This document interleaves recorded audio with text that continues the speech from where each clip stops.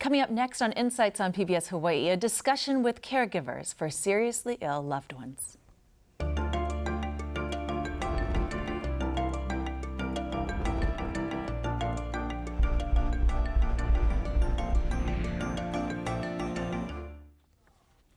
Aloha and welcome to Insights on PBS Hawaii. I'm Malia Maddock. Tonight, we're talking with caregivers for seriously ill loved ones as we continue our discussion about illness and mortality that we began last week when moderator Daryl Huff talked with 3 guests who had been diagnosed with late-stage cancer. On the panel were Kirk Matthews, retired news anchor, who had been undergoing chemotherapy for lung cancer. Krista Whitmire, a marketing director who spoke about combining Western treatments for breast cancer with natural treatments, and Daniel Gray, a nightclub owner dealing with an aggressive brain cancer. He also believes that using homeopathic treatments with regular medical procedures has helped him.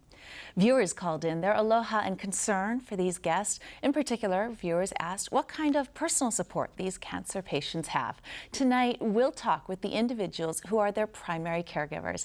And we welcome another important voice to the table, someone who has been a caregiver to 2 family members at the same time. We'd like to hear from you during tonight's discussion. Share with us your questions and comments about tonight's show by calling 973-1000 if you're on Oahu, or 800-238-4847 if you're on a neighbor island. You can also watch Insights streamed live at pbshawaii.org. Just click on the title of tonight's show or find us on Twitter at PBS Hawaii. Now to our guests for tonight's show. Nina Pulela met last week's guest, Krista Whitmire, in 2008, and the two have been close friends ever since. When Ms. Whitmire was diagnosed with stage 4 breast cancer last year, Ms. Pulela took over as her caregiver, accompanying her to doctor's appointments, researching homeopathic treatments, and cooking for her. Linda Coble made history in Hawaii as the first female news anchor on Hawaii television news. She also was Rotary's first female district governor in Hawaii. Ms. Coble has been a KSSK radio personality and also served for years as a full-time community volunteer. Ms. Coble is her husband Kirk Matthews' primary caregiver. Rika Bruner started dating Daniel Gray after he'd been living with brain cancer for more than a year. She's a baker by profession who is also Mr. Gray's primary caregiver. She says she had no training for this role and learns day by day. Emmy Tabimbang shared Emmy's Island moments with Hawaii TV viewers for 30 years, and for many of those years also covered local news. Ms. Tabimbang was a caregiver for her husband, retired state appeals judge James Burns, who was diagnosed with stage 4 throat cancer. And at the same time, she also cared for her mother. During this time, Ms. Tabimbang suffered a ruptured aneurysm, which she says may have been related to the stress associated with caregiving. First off, thank you everyone for being here tonight with us. Emmy, let's start with you. We just referenced a very serious incident for your health as a caregiver. Can you take us back to sort of the incidents that had occurred in your life and with your loved ones that led to that? Well, back in 2011, I was taking care of my mom who was in the hospital. And then about 6 months later, my husband was diagnosed with stage 4 throat cancer. And so I was toggling between, the hospital, one hospital to another, taking care of 2 different people and trying to stay on top of things, and be informed. And then about a couple of months after all that, probably the following year in 2012, I collapsed at home. After I sent my husband with our driver, I had someone who volunteered, I collapsed at home. I sent him to radiation, and I fell, out of the shower. Couldn't remember anything except my dog barking and, and just being very, very upset. And then I hung on to him and got me to the phone. I called my husband, and next thing I knew, firefighters. And then I woke up, it was a week later at Queens ICU. Mm. And so I think it had all to do with just toggling too much and trying to take care of everybody, and I forgot about me. And I think that's what really happens with caregivers, because you're trying really hard to keep your loved one alive, and so you just do everything and you forget about caring for the caregiver. Linda, does that ring true for you as well? Absolutely. Thank you for being here. Yeah. I mean, what a challenge. It doesn't ring true with me because we aren't at that stage yet where, other than Kirk knowing he's got stage 4, we are hoping that we can get through it and be successful, but everything's a question mark now, and that's very nerve-wracking. I can certainly share when you don't know, first of all, what am I doing, and second of all, the real outcome, and you have to keep a stiff upper lip and happy, and it is a challenge. My ulcer erupted, ruptured a couple years ago, and I still feel it, and I think that everything that you might have wrong with you somewhere on your body comes back to haunt you when you're concentrating on something 24/7. Well, and what Emmy referenced in terms of you're so busy taking care of your loved one, or for you loved ones, that sometimes no matter how much perhaps you remind yourself, I need to take care of myself, there's only so many hours in the day, right? And you cannot get to yourself. Are there days like that for you? They all belong to Kirk in my heart. Right, of course, yeah. What about for you, Rika? I find that I feel the same way about Daniel.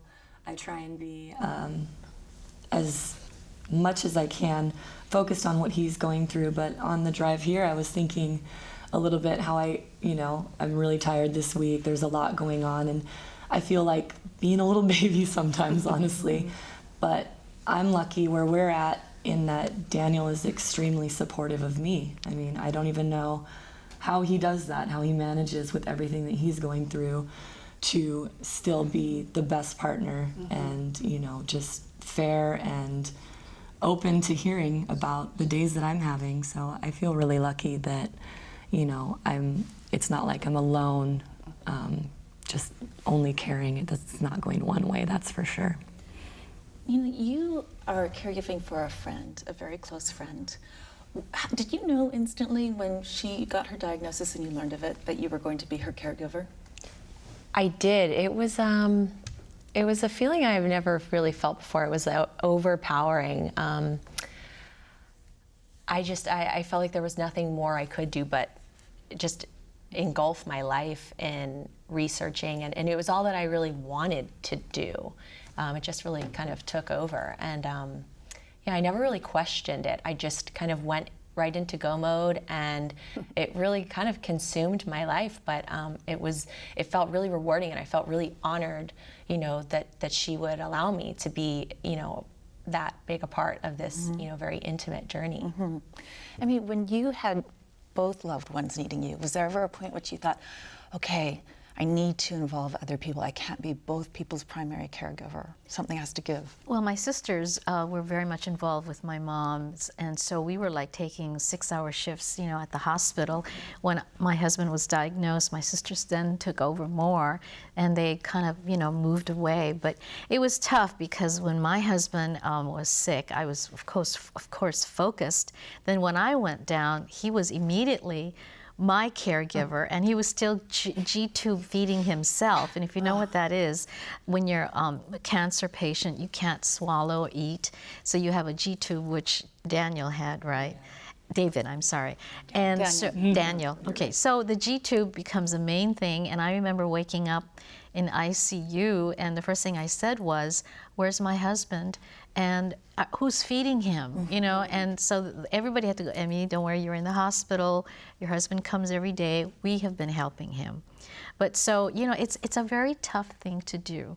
Did you make some changes after this very serious health crisis in light of what had happened in terms of the caregiving for him and in your home? I started calling my Filipino nurse friends. I had them on speed dial for questions like, how do I fix my husband's G-tube? Oh, just use Diet Coke. Which is amazing. I'm not sure I should say that publicly, but it helped. Yeah. And so I lost my mom, but then I concentrated on my husband, and like you, Linda, it's every day is a new day, and you have no idea where it's going to go, and you can just respond to the issues. And Linda and I are both anchor women. We're kind of smart ladies. Just kinda. But when it comes to this, like someone say, how do you prepare? You can't, because you don't know, right, what you're gonna be in for. So you don't know how to prepare for it. And having people who can give you that kind of information, like, have you got your will? Have you done your probate? Have you got this paperwork done? Have you checked on your insurance? And all of those things that when you're a couple, you have to know about. And Kirk is perfectly in great shape. He's walking around and he's got energy and stuff, and he's helping me at this point, but we're rushing through it. And it's so wonderful to have your friends, people who are in the business of that kind of thing, insurance or you name it, to be able to help and suggest Crown Corp or something like that would be able to have folks that know what they're doing and help. And just to be open and receptive to anything that anyone can suggest. It's very humbling, right, when you say, I don't know, and you keep asking. And, I used to take notes at the doctor's office, and I would forget, and I would have to call my pharmacist, okay, how do you find liquid versions of this pill? And I didn't even know you crush pills to put it in your G-tube, but you can't, you have to, forget and start over and just ask. And even if it doesn't make sense, I know I irritated some people, but I was going to do all I could to keep my husband alive. Of course. Linda, you referenced something which I think is really interesting generationally, which is friends who are insurance or who have had experience with things. For you two, you guys are quite young to be in this kind of caregiving situation. Sometimes is it a little overwhelming to find the resources? We older ladies can pick up the phone and talk to somebody who's maybe been in a career for a while. Is it hard to find the resources, or are you able to find them? Well, personally, I was really lucky. I live on the same property as a naturopathic doctor. So he was one of the first people that I talked to about, actually she was diagnosed, she came over for my birthday and I was able to get her in to see him, and he actually diagnosed her on my birthday last year. And so almost every day I would sit down and talk to him about, ask him questions, and he was a huge resource for me, Dr. Jack Burke. So he was the one who gave the first diagnosis? He did. Yeah, Amazing. Before the oncologist, yeah. So is that personal relationship that you were able to connect those two together? Right, and then I would pick up the phone and call my mom almost every day. One of her best friends had breast cancer as well. So, I think even though we're young, unfortunately cancer is such a common disease these days that it touches everyone. It does. Everyone has an experience. What about, I was wondering as I read both of your bios, here you are quite young dealing with this very serious thing. Is it hard to pop back into the peer group, the world that other 28, 29-year-olds are in? Do you ever get a bit impatient and think, oh gosh, if only, do you know what I mean? Is it hard to live that other life too? Yeah, I'm glad you asked this question because I was thinking about it, and I don't really feel that I miss out on anything. We're really lucky that there are a lot of good days. There's a little bit of difficulty in each day, because like Krista and Daniel touched on last week, and Kirk too, you can't really plan because you're from one moment to the next, 1 hour to the next. Any number of your treatments, whether they're Western medicine or naturopathic, can affect you in a different way. But I don't feel like I'm missing out on anything, and maybe that's the dynamic of being in a relationship with the person that I'm caregiving for. But every moment that I'm with him, I'm really happy, even if, it's a more difficult time. It's an easy decision. There's really no comparison. And you entered into this relationship knowing about the battle he was fighting. Were all of your friends and family supportive of your decision to become involved and become his caregiver? They were completely, but they were definitely shocked because obviously something like cancer, which I before this knew nothing about, nothing really, except that it's a disease that is, really causing a lot of people some terrible, terrible situations, families, friends, everyone. And their reactions to it, the look of shock on their faces kind of caused me to take a step back and be like, am I doing the right thing? Is this wise? But, it was too late. He's my best friend, and there's no way that I was going to step away from it. And, I'm so glad that we're both doing this together, because to go back to the resources thing, like I said, I knew nothing. And to try and figure out kind of from a cause and effect in terms of treatment, what's out there. Like if if cancer is feeding on sugar or the glucose in your body, then why are we eating these things? And what should we be doing? What's right? What makes sense? And that's why the Aloha Cancer Project is something that I'm so excited that Daniel and Krista are working on, and Nina and I as well. Which is fabulous. Nina, may I repeat that question to you? Do you ever get a little impatient with sort of what the day-to-day distractions can be for someone in your age group, or do you find that you can switch between this quite serious, sort of significant life issues and the more lightheartedness that a lot of people in your age might be living? I feel like it actually, as younger people going through this, and Rika and I both don't have children, it was a time for us to really put our concerns, and our interests to the side, and to really be selfless. And without having children, you don't really have to do that. And it really was a great life lesson. I mean, it's something that I'll take with me. Absolutely, it made me a stronger person. It made me a more mature, individual. Yeah, and a positive. Emmy and Linda, did you find, what was going on in your life when Now you're asking the old people. myself included, I'm over on your side. What was going on in your life when your life first changed as a caregiver? Did you need to put things to the side, professional things, or things that you were super involved with to take the time to do this? I think, speaking of myself, I didn't have the challenge. I still don't have the challenges that you've had to go through, or even you guys. Kirk has just been diagnosed last November, and so we've gone through the chemo, and everything is new, and he reacts to it differently every day. So I don't think I have lost out on anything, and he is the focus, and has always been anyway for 32 years. Happily. Emmy, did you need to put things to the side? Yeah, I've had a production company, and I've had my own television shows 6 times a year at one point. And then I remember I just finished my Hawaii Five-0 Then and Now show, and I was up early in the morning doing what I had to do, and then getting my husband's day ready for the G-tube and all of that. And then as soon as I turned my script in, the next day, I just collapsed. And so life changed on a dime. So I kind of missed, but you don't think about it. All of a sudden, you just forget. Priority. Yeah, your priority It's is very clear. very clear. So I didn't have to make that much of a change. I was already working from my home, but and my husband had been retired, and he's doing actually quite well. He's in a good place right now. We both are. Wonderful. So we value the moments, because I laugh and I say we live from MRI to MRI, but it gives us sort of a kind of a navigating tool to see what's ahead. And we never used to live like that, right, Linda? No.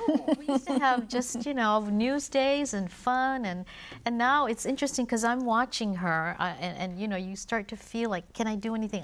I have this great recipe for smoothies, but it's happening to a lot of people. And every time you turn around, like listening to the young ladies here, and I think, is it better to have it when we're this older, Yes. I totally think about that all the time, because I'm like, we're so Your life so has just young. started. And it's true. But and you have a heart, and you have love, and you have care, and that is what a caregiver gives. And you don't have to. I don't know anything about cancer either. I didn't going in, and I still don't. She has to tell me how to make a smoothie, and I don't even know how to use the blender. So I'm, but doesn't matter. It's coming from here. what this all really reminds me of is if I feel anything, it's not that I'm missing out. I almost feel sorry for people that don't have an event or a reality like this to remind them what truly matters and what you really do need to be thankful for, because all the little things become the biggest things when you're faced with something like this every single day. And Daniel mentioned the mango trees blooming early this year. He said that last week. And it's so true. Those really do become the joys. And if anything, I almost feel sorry for, not looking down on anyone, but you know, referencing our peer group. I don't really care about going out and doing a bunch of things. I almost feel sorry that that the same perspective can't be shared, and it really is hard that it takes circumstances like this to bring that to our attention. But man, I know that no matter what happens, my life is never going to be the same. I'm never going to view things differently. I will always appreciate, and I feel really lucky to have experienced that. I feel grateful to Daniel for that. He, you know, I learned that instantly from being around him and how he faces each day with this. So I feel lucky, honestly. I think Daniel sent us a question from the PBS Lounge. What was the most difficult part of caring for the patient day to day? Nina, let's start with you on that. I think it was, you know, watching Krista be uncomfortable, watching her not be able to do the things that made her happy. You know, DJing, she was tired, she was weak, her immune system was down, so she had to, you know, stay home and kind of be careful about the people that came over. You know, her risk of being around somebody that may be ill, you know, for them it's a cold, and for her it's, you know, a trip to the hospital. So yeah, I think it was watching her have to make those lifestyle changes. What did you find helped on days like that, days that were really hard? I would try to bring normalcy, you know. I mean, we'd go to her house and try to have, you know, times that I'd be like, okay, it's no cancer talk time, you know, it's just, let's just be normal. Or I would take her to my house in Waimanalo for the weekend, and we would just draw the shades and pretend like it wasn't a beautiful sunny day outside. Because with chemo, you're very sensitive to the sun. So, you know, you think, oh, you could just go jump in the ocean, but she couldn't. So we would just pretend like it was raining outside and watch movies all weekend. And, you know, it was great. It's like you have a sleepover party with your best friend. I mean, we really, it's like some of the times that I think I'll cherish the most was, you know, our little time away, because she's so busy and I'm so busy. So how often do you get this, you know, this time with these people, right? Bonding. Yeah, it's ultimate bonding time. It was a blessing. Mika, what was the hardest thing for you? It's kind of two parts when I think about it. The first thing is it's really difficult to watch Daniel struggle with being an extremely hardworking and ambitious, and because of those two things, busy man, and trying so hard to maintain this sense and routine of normalcy amidst how many doctor's appointments a week, amidst how many horrible symptoms, you know, whether it's in the middle of the night, can't breathe, can't through his nose because of the radiation burns that are, you know, probably not going anywhere. Waking up every morning, you know, with a completely dry inside. It's just, and on top of that, to have, unfortunately, not to be negative or anything, but to have people look at him when they see him out, when he is very briefly in, you know, like a higher end of energy and being able to complete these tasks. He's out, he's doing things, he still owns the bar, he still works very hard for that. Tries to surf, to have people question on top of that if he's actually going through it, and, you know, to have those things come back to me through our peer group. I mean, social media, it's pretty instantaneous, but to catch wind of people that have something to say, thinking that it's not actually real, that's been just, it just kind of blows my mind. I don't know what it will take, and it doesn't mean that we need to air everything out there, but I will say that it's a decision for all of these people, for anyone fighting anything. It's a decision every morning to wake up and have a good attitude for 5 minutes.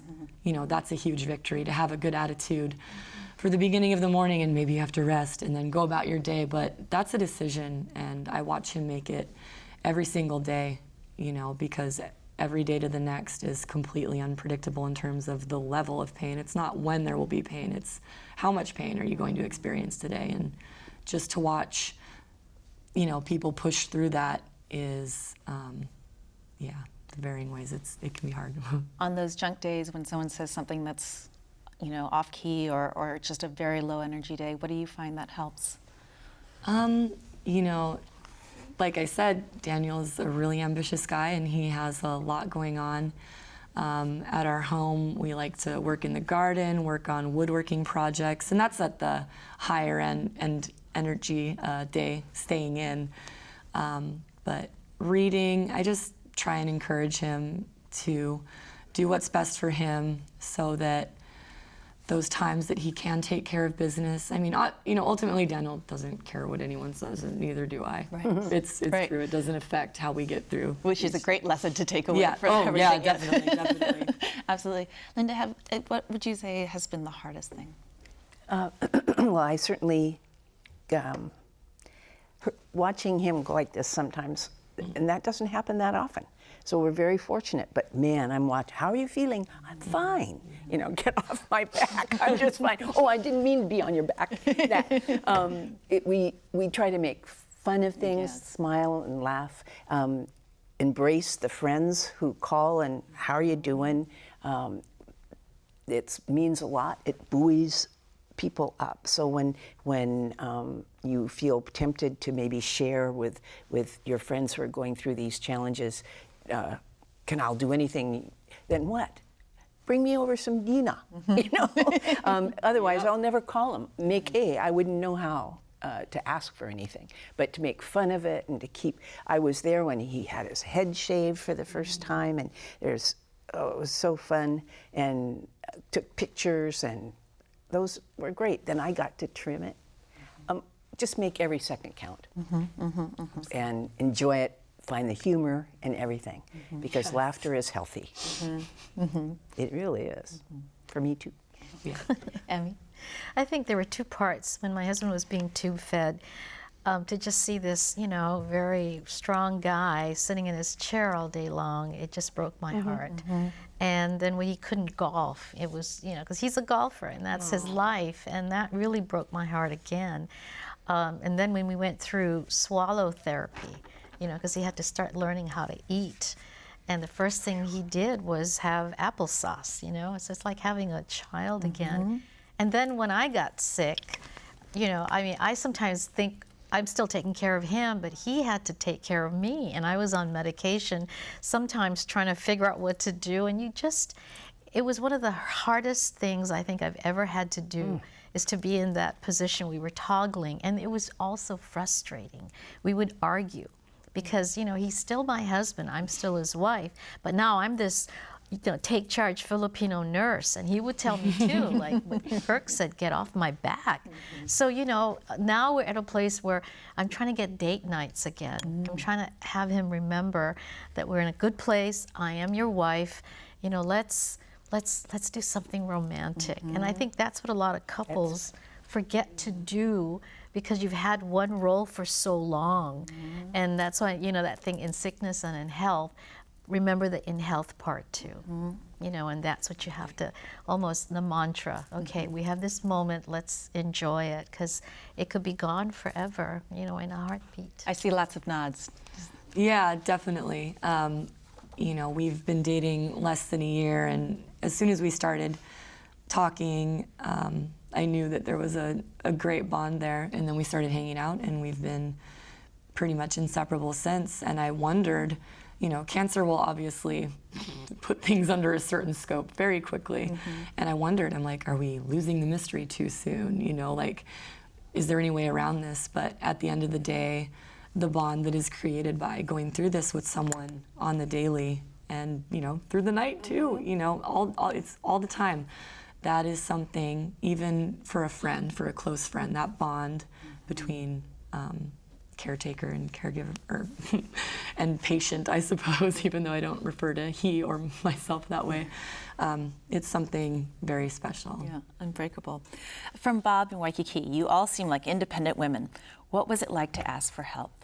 You know, maybe you could start. Linda, you referenced sort of people saying, "Oh, what can I do?" But nebulous. It is very difficult to ask for help when you don't.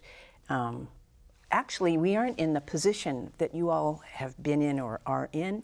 It hasn't gotten that sad, desperate, day-to-day worry. But down the line, you don't know. And so that's kind of a in-between period where it's difficult to say, okay, can you do this? Can you do that? Let's get together is one of the best ways to do it. Come on over, let's have some food. Oh, I'll bring it. Okay, that's the way. To make it fun and not cumbersome. But it's very difficult when you're kind of half-half, not real serious at this point, but getting there, to know what to ask and to make A. You know, I don't want to ask for the wrong thing. I want everything to be for him and not me. I got to get over that because I understand that it's important for the caregiver to get some time off, rides or whatever. And I think that's, you know, I talk to some of our, you know, our news colleagues, and they all say, Amy, how did you get that aneurysm? You know, how? I said, I don't know, but I said, I have a new definition now for deadlines, because we've all been in that field for decades, you know, where, you know, and it does raise your blood pressure, and it does make you stress, and, you know, that's all doing things to your body. You know, and it's gonna do something to your brain ultimately. So, yeah, it's you have to be humble to ask for help. And I think friends sometimes they don't know what to do, right? And a friend of mine said, then ask for something specific. Yes. Ask for dinner. Ask. Yeah. Let's go to a movie. Yes. Bring so and so over to watch Kirk, and let's go to a movie, or let's go golf. Kirk can still golf. We've got golf dates going all the time. I have to have my husband take him out. There we go. A win-win. Oh, you know, for you, did you find you needed to ask for help on behalf of Krista or for yourself? Well, we had kind of a team going. So there was a couple people that Krista brought in, and we had a group text. And so, you know, if I couldn't be there, I would text, you know, one of the others to say like, hey, I just left Krista, because she lived alone. So, hey, I just left Krista, you know, maybe you want to check on her tonight, or yeah, we would kind of, you know, swap around in between our group of who's taking her. She actually used this app called Sign Up Genius. And I think she mentioned that last She week. did. Yeah, it was really helpful. So she didn't have to be constantly asking. We know people said, how can I help? Now, granted, she kind of wanted to keep a more intimate group there, because when you're visiting doctors, I mean, it's important that you have a relationship with the doctor and you understand, you know, what was said the last time and what's said this time, and kind of understand the verbiage and Continuum. the vocab. And but there was a small group of us that would go, and so we would use the Sign Up Genius, and so you could just look and say, Sign Up Genius. Yeah. So you could just look and go, oh, okay, great. You know what? Tuesday I can make this, and then you just plug it in. Yeah, because it's a lot, you know, for the patient or you know, the person who's ill to have to be juggling all of this and to be constantly asking. And I think some of my advice I would give to people, you know, maybe if you're not the primary caretaker, but there's so many small things that you can do. She had a friend who would come over every Sunday with her son, her little adorable, you know, 3-year-old son, and Krista looked forward to that so much. You know, and so she didn't have the freedom that I had in her schedule, you know, having a child and a husband. And so that was one thing that she could do. And she would bring organic soup with her as well. And it was just something that Chris looked forward to every week. So if you're not the primary caregiver, there's really so many things, little things. You can, you know, do laundry. But I know that for Krista, she really didn't want to have to ask. She just really valued the people who just took charge and said, I'm bringing you dinner, you know, what's a good day to do it? Definitely. And I'm doing your laundry today, whether you like it or not. So when people say, let me know if there's something I can do, a better thing is, I would like to do, or Yes, yes. and they can say yes or no. Right. Let's do it together. Do something specific. So it's not the caregiver or patient's, the onus isn't on them to come up with and ask for. Yeah. Right. When Jim started to eat, I remember his good friends finally asked us, let's go out to dinner. And that's a hard thing too, because you have to know the menu.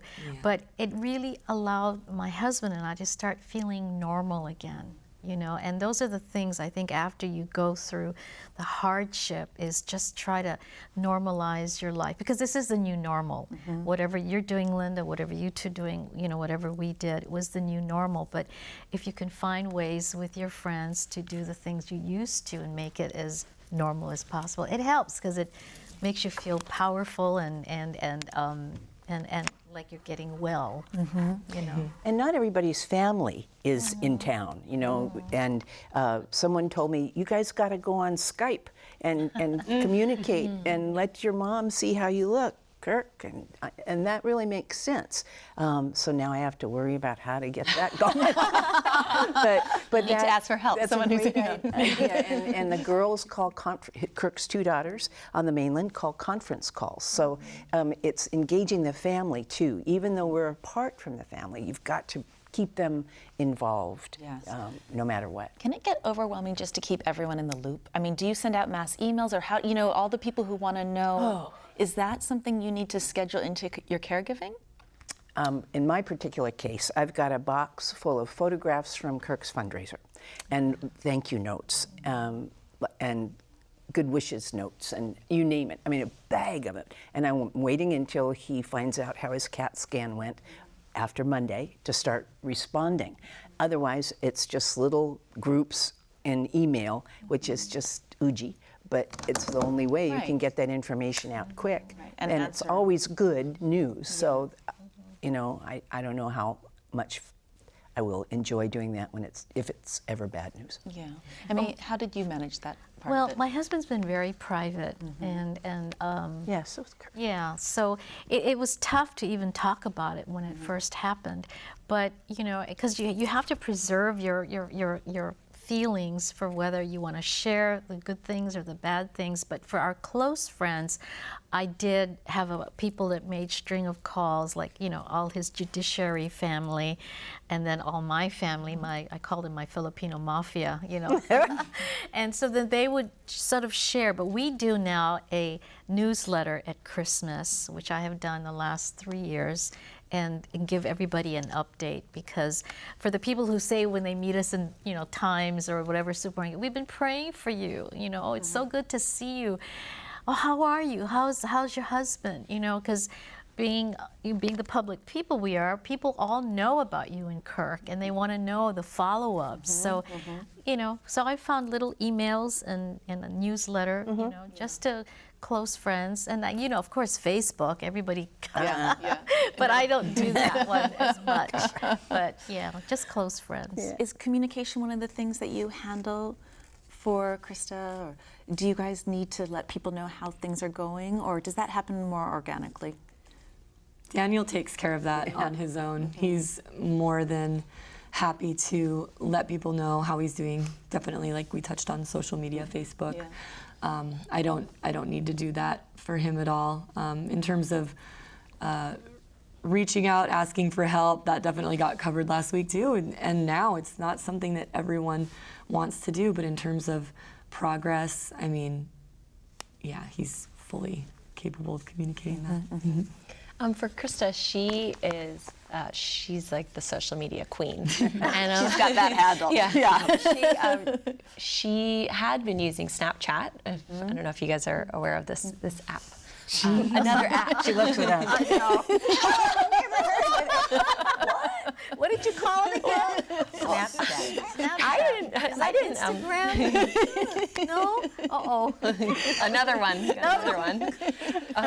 I didn't actually have Snapchat before Krista got sick, but when I found out that that's kind of how she was like documenting her day to day, I got it so I could kind of follow if I wasn't with her to see what she was up to. But she had a lot of people following her story via Snapchat. So I think a lot of people didn't have to really reach out to ask. But when she did start chemo, she gave my information to her sister and one of her best friends growing up. So, because she didn't know how she would feel. You know, she said, you know, in case I'm really out, and I'm not answering you, you can get in touch with Nina that way. But like I had said before, we had our very intimate group text together, so we would check in if we knew that Krista, wasn't having a good day. We would, make sure everyone in the group kind of knew it. Yeah. But Keep everyone. idea. This is from Anonymous. I was a caregiver for 7 years and had days when I was completely overwhelmed. Do these ladies ever have days where they feel like this? Anyone had that day? Yeah, I did. I mean, there was a time when I said, I can't do this, God. I mean, how do I do this? I'm toggling. It was scary because you ultimately know that whatever happens to your patient, and this being my husband, it's you. And if you can't get through it, then you're going to have to live with it, So I remember I would always, once I got him set up with his tube feeding, I always took a break and went out to, a little snack shop and just breathe and exhale. And sometimes I went and did a manicure, pedicure. I got a lot of massages, and I found that really worked because the stress also can cloud up your decision-making process. And I found I needed to, exhale. And then I had my pets, my dogs, and he was always there for me. So yes, when it's tough, you have to find ways to, kind of unclog yourself. This fits with the next question, which is would the panel discuss the caregiver's caregiver? Who do they depend on for support? You mentioned a beloved pet and going for massages, that time to be quiet. Linda, you were saying that things really haven't been terribly grave and haven't needed that. Where would you turn to if you need? Every Tuesday, I go to my Rotary Club meeting at the Royal Hawaiian Hotel. You've got to think about Rotary. It's an ohana for a lifetime. And there's a couple of hundred people who are asking sincerely how Kirk is. And it gives me a chance to be proud and say he's doing great. And that is a relief. That is a beautiful thing to be able to respond to friends who, through thick and thin, have always been there and will always be there. The people who check out at Safeway, every time I go, how's Kirk? How is he? Where is he? Give him our love, that kind of thing. And I know he gets that when he walks down the street to Long's. And it's just, it's okay to, I'm not at the point where I have fallen apart yet. And I've cried a few times, but not only twice. That's really good. But I think it's the buoying of friendships that really that's made a difference. My sister lives right down the street if I need her, so I'm very fortunate. I think I felt like I was Superwoman, and I felt like I could do it. And I just want to share to each of you that you don't really know how hard it is. You may not be feeling it, and then all of a sudden something breaks down. That's what happened with me, because I didn't think anything was wrong, And when I finally went down, they said your blood pressure, blah blah blah blah. I have 2 coils in my brain that had to stop the bleeding, and I couldn't believe it, because you don't feel anything because you're so wrapped up in trying to make this work for the person that you love. So I would just say, always do a health check. No matter how good you're feeling, take your blood pressure, drink lots of water, get a lot of sleep, and just organize your day, because if you don't, you get caught up and swallowed up like I did. Good advice. Good advice. And Linda, I think what you said is really powerful to everyone watching, because I think there are times when we're out and we run into somebody and we know that they're facing something in their life, but you're not quite sure, is this the time to bring it up, or how do I broach this? And so people might choose to not to, but what you're saying is everyone expressing that concern, no matter when and where, it's the right thing. Yeah, it lifts you up when you're down. And that is really, you take a chance asking someone, how's Kirk, or how's Emmy, or whatever. But I'd rather have them ask than walk by and go, and what? Yeah. Better to Exactly. talk about it. Really quickly, have you guys found that you need to turn to someone for a bit of care or a bit of pampering, or have you not needed that? They don't need it. Look at them. They're beautiful. For me, it was my surf buddies and my friend. We go 3 days a week and hike Cocoa Head. But it was like that checking in and doing the things that I really loved doing, and exercising and being outside and being in the ocean. But then I would find, I'd have this break, and then at the end I'd be like, okay, that was fun, but I'm like, oh, I wonder what Krista's eating, or I wonder what she's doing, and then I would, kind of miss her, and it's like must be like a mother feels like when they go out on date night and they're like, I want to go home, we miss our kid. That's so sweet. What about you, Rebecca? Yeah, I feel the same way. Once you, that's just so funny. That's exactly how I would put it. Once you kind of get out of that role, you're waiting to get back into it in some ways. But for me, I have a really strong support. My family, my coworkers are my best friends, and my family out here. My family's on the mainland, of course, but it's strange. But between Daniel and I I really do feel like he supports me just as much as I support him. So really lucky in that. That's the truth. Yeah, you All the way around obviously. this table. Yeah, we both have, we all have strong relationships, and I think that's, I always say, you need to be around people that fuel your energy, not drain you. And as you get into these places, you can really feel who's draining and who's fueling. So it's just getting that positive energy around you and praying. I know I don't want to be, religious. That was here, one of but- the questions. Has faith played a part in your role as a caregiver? Yes, and only because, I've always gone to church, but there were times when I just kind of fell on my knees, and I just felt like, okay, I can't do this. I need to pray. And I know this is going to sound silly, but I've taught my 2 new rescues how to pray. And so every meal we talk about, we pray for, Kirk, and we pray for Linda, because it's as important as the patient as a caregiver. But I feel a little more connected spiritually now, because I've realized that even my doctor, my neurologist said, God is looking after you. And this is my neurologist. And he says, I can only do what I do, but the rest is in God's hands. And so I think there is a higher order, however you worship. But I do go to that a lot more these days.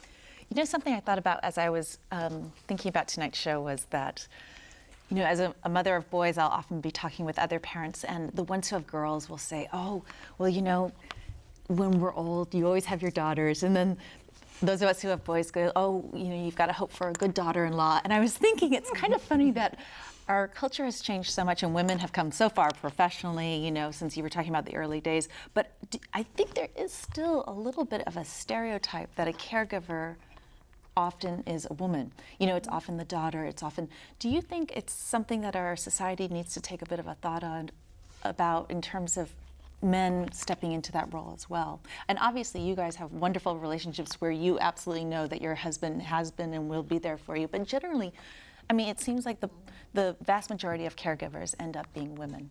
Is that something that we should broaden that role a little bit more? Are you talking about caregivers as a profession? I am actually talking, I think, specifically more in a family situation. I know a gentleman from Waipahu who had to caregive. He worked for a bank, and he had to quit to take care of his father in Waipahu. And his story was amazing, because yes, he's not a woman, but he did everything that a woman would do, and it was never gender, But yes, I do see more women stepping up. I don't know if it's a cultural thing, obviously not, but it is, women tend to be the more person to step up, I think, before the men. But my husband was my caregiver, And was there. so he did a good job. It happens. Yeah. What And when my ulcer blew up, Kirk was there, Yeah. constant. Yeah.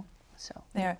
What about in terms of the financial element of this? In addition to worrying about health and sort of having a positive day, you come to this time where you've got to worry about what insurance covers. Has a lot of your time been caught up in getting on the phone and figuring out that part of this?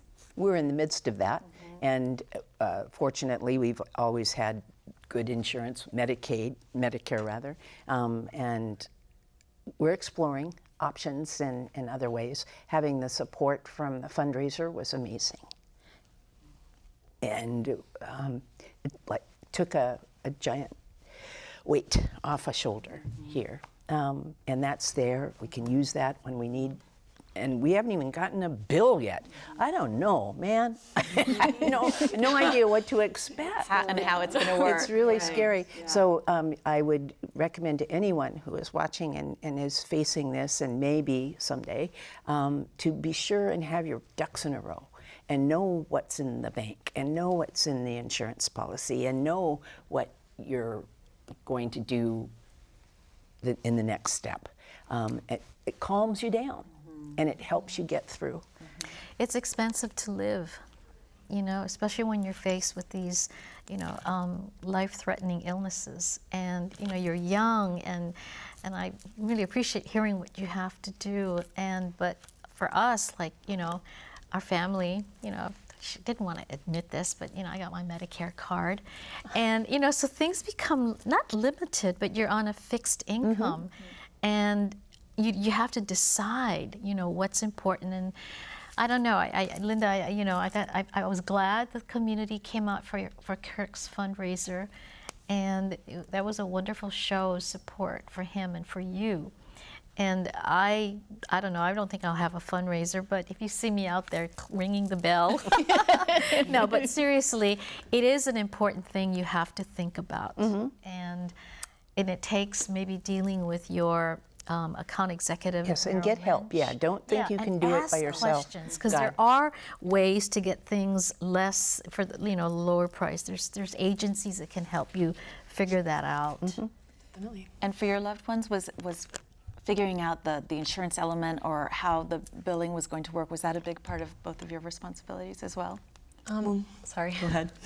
Me personally, no. Krista's sister is just finishing up medical school to be a pharmacist, so she was really able to step in, and because she doesn't live here, it was something that she could do to help, you know, and still be involved. And she took that on. Yeah, so she was able to organize the website. I don't know which one it was, but for donations. GoFundMe.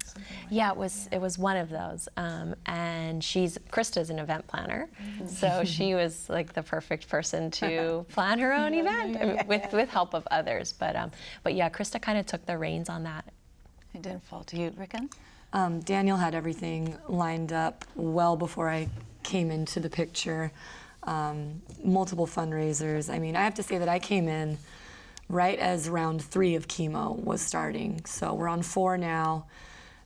Since I've known him, he has done his 2nd gamma knife surgery. So a lot has happened before I entered the picture, but like he said last week, he was, you know, Obamacare saved his life. He's one person that, I mean, there's tons of people that have benefited from it, whether you agree with anything going on in the White House or not. He definitely benefited from that and continues to benefit from that. So.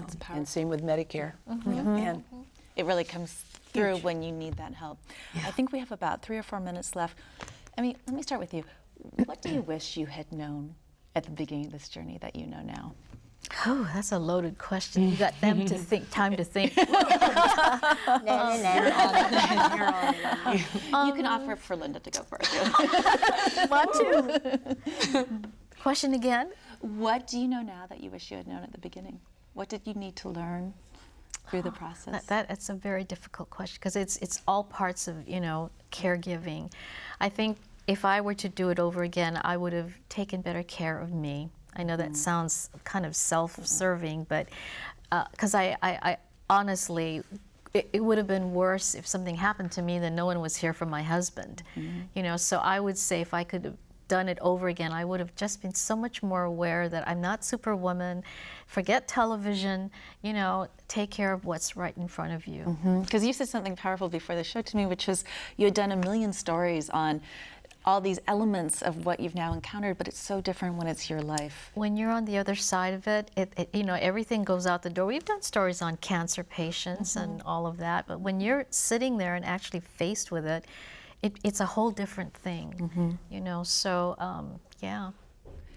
Linda, for you, I mean, obviously you're relatively new in this experience, but what do you already know that perhaps you didn't know before it started? that I found the right person in my life, that I'm the luckiest person in the world to have found Kirk, because I don't know if I could handle someone who was not a good patient and someone who didn't love me and like he does. So I'm really glad that I already knew that. And I think other things I'll discover down the line. And the person who he is, the humor and the gentleness and everything else comes through. I mean, the energy that I've seen with you all, with your friends and love, and it's wonderful.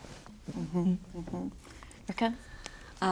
I wish I had known, you know, just in the short time I've been involved, I wish I had known how much hope there actually is. Because, you know, Krista has been saying this, Daniel's been saying this, cancer is not a death sentence. There is hope. And related back to the faith question, my faith 100% lies in him, in anyone to overcome this. You know, just sometimes it takes a little bit of reaching out.